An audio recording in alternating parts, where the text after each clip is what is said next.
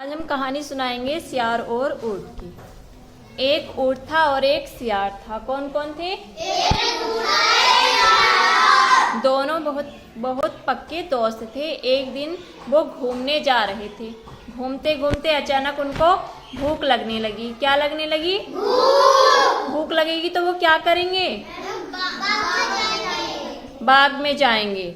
ठीक है, तो दोनों को एक बाग दिखाई दिया और वे उस बाग के अंदर चले गए। ठीक है, अब जब वो खाना शुरू करेंगे तो किसका पेट जल्दी भरेगा? सियार का पेट जल्दी भर जाएगा। तो ऐसा ही हुआ सच में भी। जब दोनों खाने लगे तो सियार का पेट भर गया। सियार कहने लगा, अब मेरा तो हुक्का हुक करने का मन कर रहा है।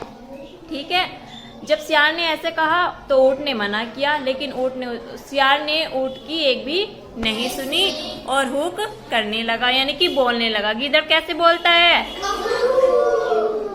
जोर से बोलो। हाँ, ठीक है। जब उसने ऐसे बोला, किसने बोला? सियार ने ऐसे बोला तो जो बगीचे का मालिक था वो दौड़कर आया। वो जैसे ही दौड़कर आया, इतने में सियार तो भाग गया और पिटाई हो गई ऊँट की। किसकी पिटाई हो गई? ऊँट को इस बात का बहुत गुस्सा आया। ऊँट को जब गुस्सा आया तो उसने सोचा, मैं भी कभी ना कभी गीदड़ के साथ ऐसा ही करूंगा। फिर बहुत दिन हो गए, दोनों नहीं मिले। कुछ दिनों बाद दोनों फिर से मिले। ठीक है, कुछ दिनों बाद दोनों फिर से मिले। फिर वो कहीं घूमने जा रहे थे। जब वो घूमने जा रहे थे तो रास्ते में उनको इस बार एक नदी पड़ी। क्या पड़ा? नदी। अब ऊँट तो नदी पार कर सकता था आसानी से, क्योंकि ऊँट बड़ा होता है, लेकिन गीदड़ कैसे करता? तो गीदड़ ने क्या कहा ऊँट से कि मैं तुम्हारी पीठ पर बैठ जाता हूँ और तुम मुझे नदी पार करा देना। जैसे ही गीदड़ ऊँट की पीठ पर बैठा, गीदड़ यानी कि सियार को ही तो कहते हैं। ठीक है, जैसे ही सियार ऊँट की पीठ पर बैठा, दोनों ही नदी पार कर रहे थे, तो उसी बीच ऊँट ने क्या कहा?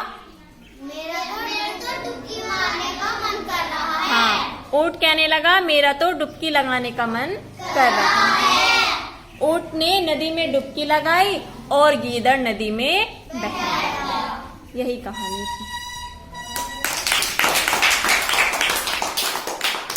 अब कौन सुनाएगा पहले कहानी? चलो प्रिया, तुम सुनाओ आज।